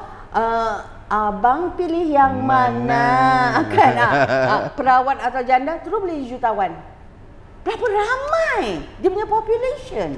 Yep, betul. Ramai sangat. And then berbalik kepada saya nyatakan, they are being trained from small. Seni itu dah diterapkan kepada mereka daripada mereka kecil. So daripada kecil dah dididik untuk menghargai dan menghormati seni. Berbeza dengan kita dengan sini lah. Okey, sekali lagi Akak dan juga Allahyarham Azmi Mustafa digandingkan dalam filem Suara Kekasih. Ya. Salah satu cerita tu Akak explain sendiri lah Kak. Saya kalau buka mulut cerita kan takut itu, Akak kenapa dengan marah. cerita itu? Adakah ianya okey, tak apa, kita nak tahu di sebalik pembikinan filem itu. Pembikinan filem itu naskah itu dan arahannya daripada sutradara Indonesia, Ibu Ida Farida. Tu pasal kata bual dia cantik. Kata bual dia lain. Kan dia memang meresap ke jiwa kata bual dia. Mula-mula kita baca pun macam wow. Kan. So kita tidak mempunyai banyak masalah menghadapi penggambaran sebab Ida Farida membawa working ethics from Indonesia. Oh, I see. Ya, etika bekerja di mana semua harus buat persiapan. Okey, warna baju ni, ini. Very detail. Yes, very detail. They are very detail. And then lagu-lagu semua dirakam di Lion Studio Singapore masa tu oleh M. Nasir composer and Abi Saiful. Ditiup angin senja. That was Abi Saiful. Yang M. Nasir was rela menanti walaupun parah. Tak boleh lah nyanyi lagu tu. Okey. Teringat. Tiba-tiba emosi sudah. Okey. Sekali itu, so ramai orang bertanyakan, betul ke cerita ni cerita Kak Oji? Betul ke cerita ni? Okey, betul. Jadi kenapa? Okay. So maksudnya filem Suara Kekasih adalah kisah benar. Kisah benar. Kisah percintaan Kak Oji. Percintaanku, ya. I pun orang biasa pun. Yelah, kan? Mesti ada kisah-kisahnya. Betul, tak bercinta ke? I pun robot. Tapi nak explain lebih tu, nanti kita simpan tempat lain lah. I bawa buku. Tu buat buku. Okay, kita nak terus pergi ke sebuah filem yang bergenre komedi, yang diarahkan oleh Datuk Rahim Razali, iaitu Rentak Desa. Perak. Betul. Perak. Okey, cerita komedi pada ketika itu sukar untuk mendapat tempat di hati penonton. Ya. Melainkan slapstick. Melainkan slapstick. Okey, kenapa Kak waktu itu? Mungkin the level of our thinking, we were not exposed back then. The audiences tak di-expose kepada different approach of comedy. Abang Rahim dah terlebih advance. Datuk Rahim dah terlebih advance sebenarnya. Okey. Dan dia tidak menggunakan pelakon komedi seperti dinyatakan oleh Datuk Ahmad Tamimi. Betul. Tak menggunakan langsung pelakon komedi. Ini you bayangkan Imam Manan berlakon komedi. Imam Manan, siapakah dia? Okey. Tak baik. Tak baiklah you pink. Okay. Pula kena. You jangan mengusik-ngusik jiwa I, okey? Tidak. Okey. But it was a challenge untuk kami semua dan juga cabaran untuk Abang Rahim. Untuk dia berani untuk melakarkan karya yang sebegitu, cerita yang sebegitu. Abang Rahim memang beyond his years lah. Contoh dalam filem Abang pun dia yang berani buat menyentuh cerita yang sebegitu tentang ekonomi baru Malaysia baru, things like that. Kalau kita betul-betul melihat filem Abang tu kan. So berbalik pada Rentak Desa, syutingnya sangat penat, Ping. Sebab dia banyak outdoor. Dia banyak gila outdoor. Saya ingat lagi, saya berangan, kemudian saya dekat Florida, tahan dekat Pasir Mas dekat mana lah. Memang the whole shoot was in Kelantan. Kemudian aku berangan, kakak berangan kan kat rakit tu kan. Masa tak shoot tu ada apa, sunburn lah, tan. Habis saya punya ni. Makan betul kulit ni. Ya, okey. So kena naik rakit dengan Iman, and then kena menari, kena desa weh kat situ kan, kena menari. So Abang Rahim dia memang suka challenge saya. And then dia suka macam ni tak, Rahim Razali pula you berlakon tapi you melakukan kerja. Selalu orang bercakap dialog kan, okey dia bercakap dialog, tapi kerana dialog itu stuck into their mind, dia takut untuk bergerak. So Abang Rahim tak suka benda tu. Dia nak you bercakap dialog sambil you bergerak. Ni. So you become real. Realism dia nak. Okey, kalau zaman sekarang orang kata organic. Kan. Itu Abang Rahim. Dan dia suka torture saya bila bab-bab macam tu. Marah Tak, dia suka torture. No, you can do it, Oji. You can do it. Macam okey. Kan. Dan very tiring. Sebab kita kena berlari dari yang terbuan tu, diorang shoot later. So kita kena gunakan imajinasi kita. Yelah, betul lah. Penat. Sampai bukan 1 take, 2 take. Banyak lah cerita Banyak dia. take. And then cerita, bukan. Itu filem Putri yang saya belajar silat dengan Iman tu. Tu filem Putri. Betul. Yang Rentak Desa ni but to me it was a tiring. Saya rasa penat. Dia punya proses sangat penat lah. Dan lama. Sebab kita bukan satu tempat, Ping. Banyak tempat juga. Banyak tempat. Kota Baru lain, ini apa panggil, Pasir Mas lain. Pasir Putih. Tanah apa? Tanah Merah. Tanah Merah lain. Dia banyak bergerak. Cerita tu. And then ada Zila Jalil. Zila Jalil, betul. Penyanyi fanfare dengan kereta sportnya. Ya, kita macam tapi kalau kita tengok pakaian yang diterapkan dalam tu adalah orang kampung. Ya, orang kampung, betul. Itu memang ada wardrobe supervisor. Itu memang ada. Ada wardrobe supervisor, ada makeup artist, memang ada. Benda tu. But it was fun. Dan tapi mungkin ketika itu orang tak boleh menerima, tapi bila ditayangkan semula, ramai yang membualkan tentang cerita ini. Adakah sebab isu filem itu yang nak disampaikan? Salah satu. Dan juga dari mereka pertama kali melihat Rahim Razali yang serius sebagai pelakon teater dan and so on, berani untuk keluar daripada kepompong dia itu dan membuat sesuatu yang different, yang membezakan.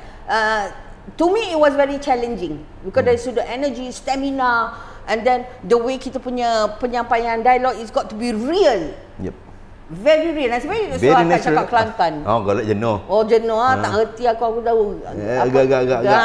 Bukan mudah kan sebab dia very soft kan cara Kelantan. Dia kalau kata kita bawa dengan cara yang tak betul-betul well prepared, dia akan jadi rosak lah. Penang memang boleh lah. Luaya kan. Lain lah. Okey Kak, untuk filem, sebuah lagi filem iaitu filem Memory. Yang bergandingan dengan Datuk Nash, Arwah Mak Nani. Betul. Datuk Merus Nani, first filem dengan Tasri dia. Samsudin juga. First filem dia mengarah Sang Kakak. Mak Nani. Ya. Okey, untuk filem tu akak bawa watak seorang wanita rebel. Anak yang rebel. Penyalahgunaan dadah. Ya. Metod lakonan yang Kak nak terjemahkan kepada layar perak ni. Okey, saya tengok research, saya buat research, tengok masa tu belum ada YouTube, belum apa kan. So took the trouble pergi ke tempat-tempat yang akak turun I have to because I don't do substance kan. Yalah, betul lah. Now how do I process kena zahirkan watak ini. And then pula tu dia nak tunjuk rebel. At that age, masa tu saya dah menikah dah, Ping. I was like I was 28 years old. Saya menikah umur saya 28 tahun. Baru menikah.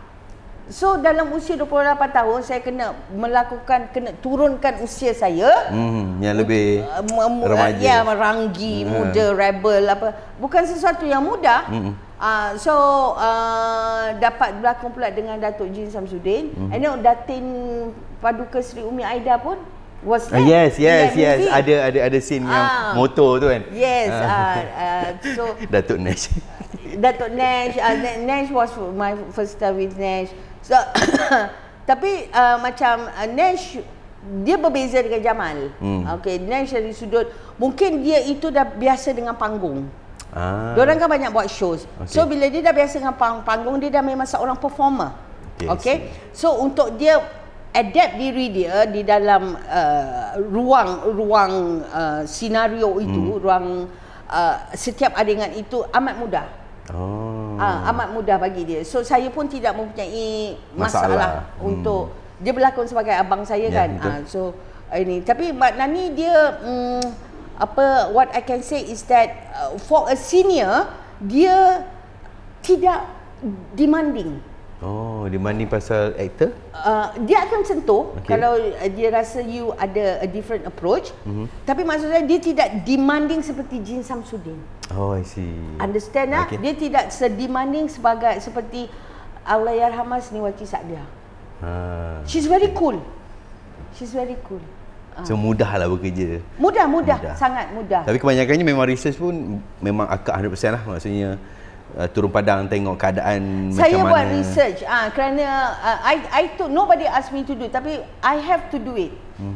Kerana untuk memasuki di dalam ruang pernafasan dan minda watak itu bukan sesuatu yang mudah.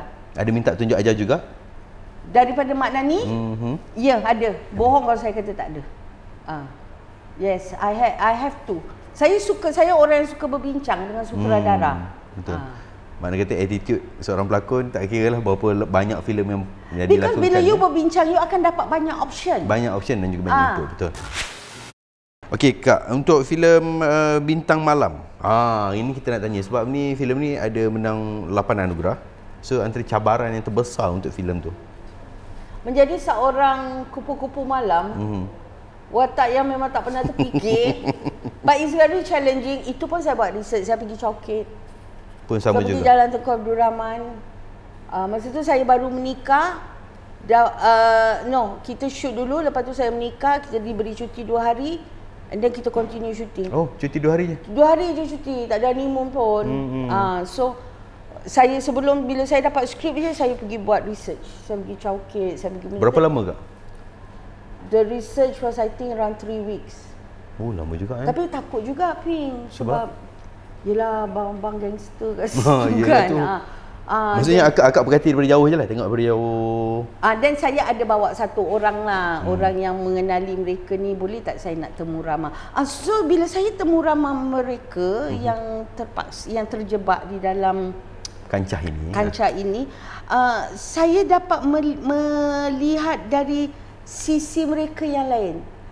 Maknanya mereka tak semua yang memasuki yang terlibat dalam kancah ini melakukan itu kerana duit maupun kerana for fun.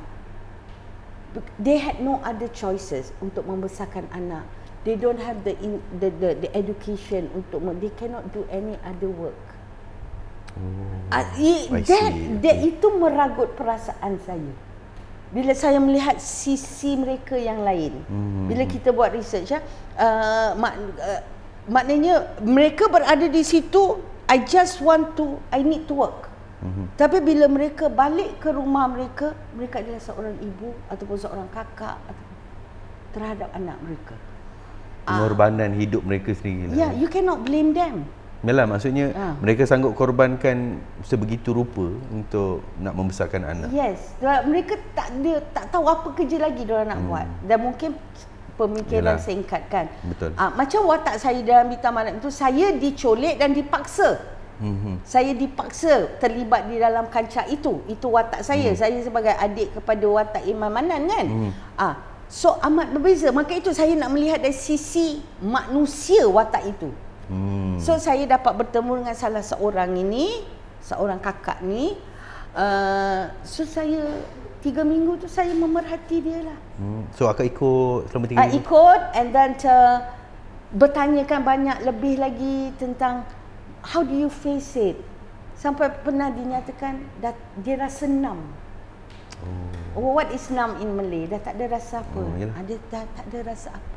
It's just a job. Tapi bila dia balik rumah, dia akan menangis. Menangis bila dia dapat belikan. Dia rasa dalam dilema macam ni.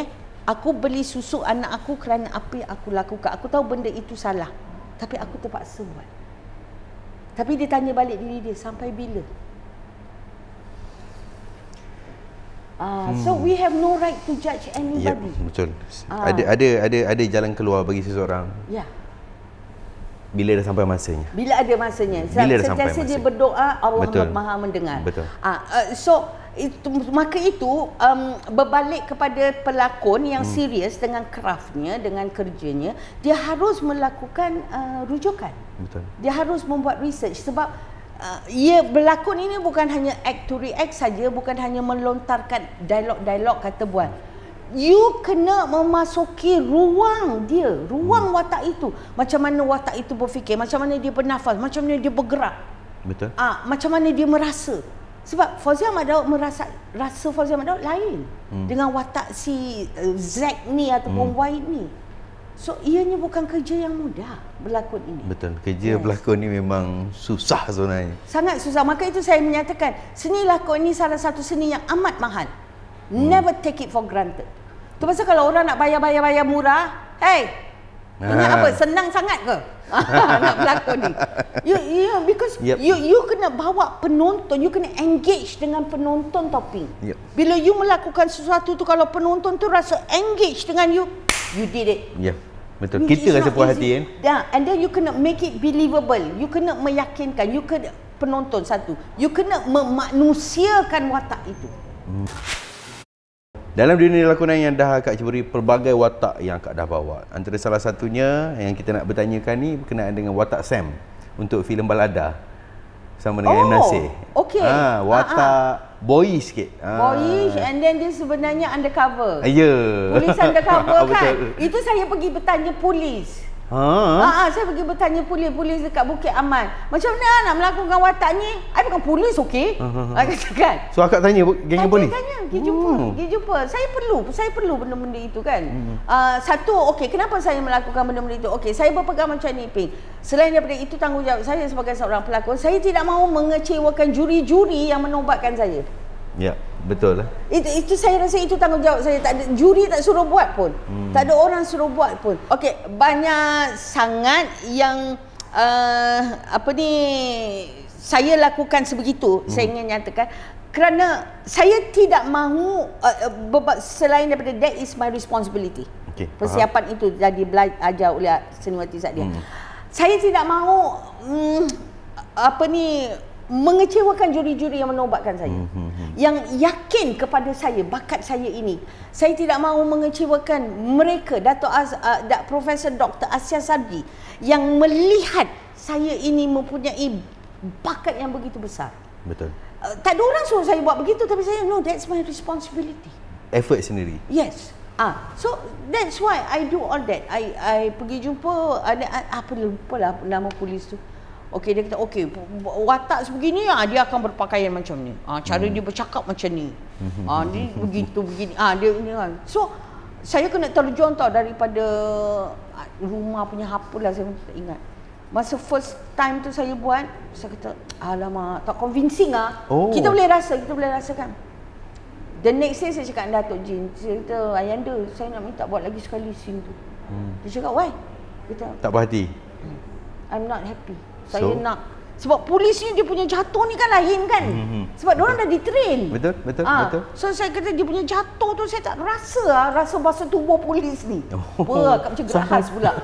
Sampai tahap tu lah. Ya, sampai tahap. Betul detail. Maksudnya untuk nak menjaga karakter itu sendiri supaya tak ada cacat cela. Yes. And that is my balada kan cerita tu. That was my second performance dengan M. Nasir sebagai sparring partner. So how dengan M. Nasir? Nasir dia memang orang yang deep Nasir memang deep orangnya, masa dia cakap, dia orang senyap-senyap dulu dia keluar perkataan kan. Dan dia pilih-pilih orang untuk bercakap. Dia tak suka cerita bercakap benda-benda nonsense. Dia tak suka bercakap. Dia orang yang penuh ilmu kan. Tapi mengenali dia daripada Singapura lagi, Ping. Lama dah lah. Dan dia merupakan hero saya masa kita berlakon dalam drama Tanti. Di masa tu radio television SBC. Singapore punya Broadcasting Corporation. Masa tu dia belum menikah lagi dengan arwah Nana semua. Masa tu kakak nyanyi kelab 392 kelab malam. So dekat situ saya berkenalan dengan Nasir bila kita bersama-sama berlakon. So dah mengenali dia lah masa lugu-lugu Singapore kan. So bila kat sini saya rasa selesa dengan dia sebab mungkin kita dah mengenali dia, ketika tu arwah isteri dia ada. So Nana pun jarang-jarang datang kat set apa semua. But he's a man of few words. Tapi bila dia bercakap, dia akan bercakap benda-benda yang merangsang minda kita. Untuk berfikir apa ya. Deep lah words dia. Yes, dia macam very very deep lah. He wouldn't talk anything that's nonsense. Okay, so pengalaman kemudian bersama Datuk Nasir juga untuk filem Simfoni Dunia Aku pula. Itu amat berbeza. Sebab itu romantic. That's like romance kan, romance. So no problem. Cuma saya berlakon di bawah arahan Uncle Allahyarham Datuk Aziz Satta. That was my first time. Pun mengenali dia daripada dia di Singapura semua. So kita kena adapt lah kepada apa yang dia inginkan. Sebab tu lagi seorang tak reti marah orang. So kadang-kadang kita okey ke, tak okey ke, boleh ke, okey. Tak, kita rasa boleh tak kita buat lagi sekali. Sampai tahap tu Sampai tahap tu. Sama juga dengan Nasir pun kita duduk berbincang. Rasa okey ke dialog ni? Cuba kalau kita ubah ke sini ke situ untuk mencetuskan sesuatu pada setiap adegan. Sebab setiap adegan tu ada objektifnya. Ramai yang tak tahu. Ramai pelakon kita tak tahu. Objektif untuk setiap adegan itu penulis skrip tidak menulis tanpa sebab. Betul. So dalam penceritaan kita pun kita ada sebelum, sekarang dan selepas. Betul. So kesinambungan itu harus dijaga. Kalau kesinambungan itu harus dijaga, macam mana kamu nak menzahirkan menjadi watak itu? Benda-benda ini yang ramai yang pelakon tak ada sekarang. Ya, dan di dalam bengkel saya itu yang saya suntik. Tapi first and foremost, saya akan suntik your responsibility as an actor or an actress. Understanding this craft. Menghormati, respect. Because if you don't respect this craft, you can never go far. Ya, betul. Okey, Kak Uji. Sebagai seorang penggiat seni di dalam dunia lakonan, dah melebihi 40 tahun, apa kata-kata nasihat yang Kak boleh beri kepada penggiat-penggiat seni yang baru, pelakon-pelakon yang baru, juga mereka yang nak menceburkan diri dalam bidang lakonan? Apa yang saya nak nyatakan di sini, tolong mengambil secara positif ya. Okey, kepada anda-anda semua yang nak menceburkan diri maupun yang sudah menceburkan diri, you kena jujur dengan diri you. Tanya you, bila you memasuki industri ini, you nak jadi apa? Apa yang you nak tinggalkan? Legacy yang bagaimana you nak tinggalkan? Okey, kerana ramai yang saya melihat memasuki industri ini tanpa ilmu. Kerana apa yang dituntut sekarang, walaupun tak semua kan, di mana kerana followers kena ramai, alright, dan yang dah terpilih ni pun tak mengambil inisiatif untuk memasuki bengkel. You apa pun you buat, you kena ada asas. Apa pun, you nak belajar memasak, you nak memasak pun jadi chef terkenal, you kena ada ilmu. So ilmu itu wajib dicari, wajib dituntut. Dan janganlah menggunakan alasan di mana bila guru-guru, sifu-sifu menegur, terus nak lemah semangat, terus nak jadi sentap, perkataan sekarang sentap. You can never go far bagi saya, because the world is not cruel lah. Bagi saya dunia ini tidak zalim. Betul. Tapi orang-orang yang menzalimi dunia ini. Okay, so you berdiri seorang-seorang, bila you di dalam industri ini, you kena ada sikap yang apa pun terjadi, aku ada impian, aku akan mencapai impian aku. Apa pun, nak duri apa, tsunami yang datang pun, aku akan redah. Tapi aku wajib ada ilmu. Pasal you kena berada di dalam liga you tersendiri. Pelakon come and go. Betul. Even politicians come and go. Right? Hari ini you muda, lama-lama you akan berumur. Saya sendiri sudah berusia 60 tahun. Tapi kenapa saya masih relevan di dalam industri? Mutu kerja, mutu lakonan. So itu you yang kena cari. Tanggungjawab you untuk pergi mencari. Mak you boleh membebel, pengarah boleh membebel, you tanya balik diri you, what do I want to be as an actress? Macam saya nyatakan tadi, seni lakon adalah seni yang mahal. Seni ini bukan kerja kita melacurkan seni, kerja kita ini untuk memertabatkan seni. Dan bila kamu diberikan anugerah oleh Allah, bakat ini, bakat orang tak boleh kasih, Allah hanya boleh kasih. Sepatutnya you menjaga, menatang bakat itu dengan molek. Sebab ini bukan hak you. You tak jaga, dia ambil balik. Inilah kata-kata mak ayah saya kepada saya. Fauzia kalau tak jaga, dia Allah ambil balik. So kerja kena jujur, kena ikhlas. Sometimes it's not the money. Let your work speaks for itself. Biarkan hasil kerja kamu berbicara. Dengan sendirinya, populariti itu akan hadir. Betul. Ini semua kerja dia. Kan? So saya amat kecewa, terus terang saya nyatakan, saya amat kecewa dengan kewujudan generasi pelakon-pelakon, pelapis-pelapis baru yang tak ada mutu, yang tak ada ilmu. Bagi saya, jahanamlah industri ni. Kemudian ni saya nak cakap, dan juga penerbit yang pandai-pandai kata pakat tak penting, rupa yang penting. Kat mana dia belajar ni? Apa juga you buat, you kena ada bakat macam juru kamera ni. Kalau dia tak ada bakat, dia tak jadi juru kamera. Kalau you tak ada bakat, you tak jadi pengacara pink. Betul. Simple as that. Rupa ni bukan kerja kita, dah Allah dah berikan rupa kita. Kenapa kamu menidakkan apa ciptaan Allah? So ibarat orang yang tak ada rupa paras kaca jelitawan tak berhak bergelar pelakon. Kalau dia mempunyai soul yang kuat, jiwa yang kuat, kecerdikan, kebijaksanaan untuk menganalisa karya, untuk menganalisa watak. Itu saya marah. Saya marah penerbit tu. Saya berani cakap kat sini. You jangan main-main dengan saya benda-benda macam ni. Betul. Because enough is enough. Saya cakap, seorang anak seni sejati harus bersuara tentang hal ini. Saya panggil dia berdialog. Saya nak buat dialog tentang benda ni. Saya dan semua yang pernah menang award, mari kita berdebat. Mari kita berdebat. Saya cakap, Squid Game yang menang Emmy. Betul. Pelakon Korean tu kan, dah tua kan, dia boleh pukul habis pelakon Hollywood. Betul. Orang tak tengok usia dia, orang tak tengok, orang tengok dia bagaimana dia berjaya menzahirkan watak itu, para juri. Betul. Bakat dia kan. Sampai bila Malaysia ni asyik kau nak sogokkan macam tu. You want to do it in your production house, biarkan. Tapi sikit-sikit nak salahkan penonton. No, tak semua penonton nakkan hanya yang lawa. No, jangan bohong dengan saya. Sebab ramai juga yang DM saya dan memalah kepada saya, Kak Oji, kenapa tak ada pelakon-pelakon bermutu yang sebegini kan? Memang TV station. Saya no, not all TV station. Saya kata drama Ayanda, yang para pelakon tak ada pun berjuta-juta followers. Kenapa viewers boleh berjuta-juta viewers yang menonton Ayanda tu? You see? Betul.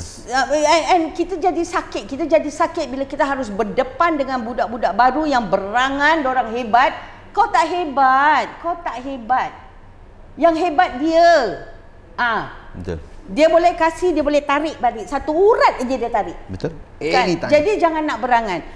Dengan akak kau jangan nak berangan. Bukan. Saya berada di level ini through blood, sweat and tears. Walaupun saya anak Ahmad Daud, saya anak Sadiah. It doesn't come easy to me. Awak ingat senang ke jadi anak Ahmad Daud, anak Sadiah? Orang akan sentiasa membandingkan. I cannot be Sadiah Ping, I cannot be Ahmad Daud. Saya tak boleh melawan guru-guru saya. Bukan, walaupun DNA mereka tu ada dalam tubuh badan saya.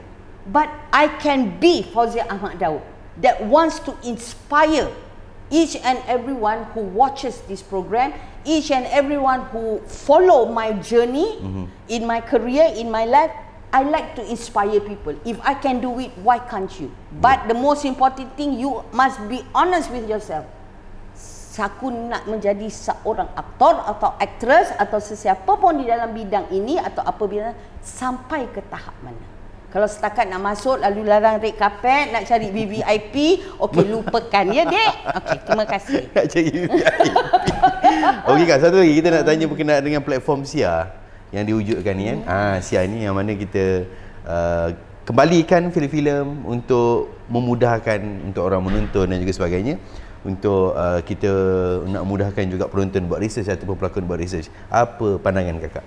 Saya terus terang bila saya dipanggil untuk diwawancara untuk rancangan program ini, SIA, dan dinyatakan oleh pihak penerbit bahawa ianya untuk kita mengimbas kembali ya filem-filem para seniman seniwati kita. Saya rasa sebab kerana mereka menghargai hasil kerja kita. Mereka menghormati apa yang kita lakukan. Mereka begitu menyayangi seni ini, which tak semua orang memberi itu kepada kita, Topi. So bila SIAR melalui platform ini mengadakan program yang sebegini, saya rasa amat terharu dan bangga. Kerana yes, we were there. Kan, I was there, kan, the 70s, the 80s until now. Tapi dan banyak yang kita boleh berkongsi dengan generasi baru ni yang benar-benar serius lah. Yang benar-benar serius. Bahawa apa yang kita ceritakan bukan saya saja dan juga seniman seniwati lain atau aktris lain yang melalui proses era itu, ianya tidak datang kepada kita dengan mudah. We had to struggle to be where we are right now. Blood, sweat, tear, everything. Blood, sweat and tear. Maki amu jangan cakap lah. Kalau satu hari kita tak di maki amu, kita ingat guru kita demam. Okey. Jadi SIA, saya terus terang I want to applaud SIA lah. Okay, I want to applaud SIA. Thank you so much kerana menghargai hasil kerja kami selama ini. You know, it's not tak mudah kan orang nak menghargai kita. Orang hanya tahu mengkritik kita je. Orang tak tahu macam mana you all nak buat program sebegini. Orang tak tahu. Orang cuma, alah program ni. Tahu cakap, so dia buat. Kan? Tetapi melalui SIA, thank you so much. Saya rasa amat-amat dihargai. Bukan saya saja. Semua yang telah dipanggil untuk terlibat. And yes, you must know what we went through. Semua yang menonton ni untuk memasuki industri ni, you kena tahu apa yang kita lalui. Kerana you kena melalui proses itu. Ya, betul. Kalau tidak, you tidak akan keluar menjadi seorang tokoh. Ya, betul. Agak saya nak mewakili daripada pihak SIA secara keseluruhannya nak ucapkan terima kasih banyak-banyak sebab datang dan juga terima kasih banyak-banyak sebab telah mewarnai industri filem negara. Itulah saya baca tu saya rasa macam nak nangis. Oh ya Tuhan, betul saya macam ya Allah, I did that, mewarnai. Saya tak pernah terfikir benda tu kan. Saya cuma tahu kerja je ping. Iyalah betul kan sebab iyalah ramai yang dah memberikan satu pengalaman daripada lakonan kakak pun dah impact banyak juga dalam hidup masing-masing kan. Terima kasih banyak kak. Terima kasih Pi. Kita tak ada anugerah besar-besar tapi kita ada poster untuk kakak. Thank you. Special for you. Thank you. Andai nak tunjuk anak I. You see your Umi? Gorgeous. Okay. Forever and ever. Terima kasih kak. Thank you very much.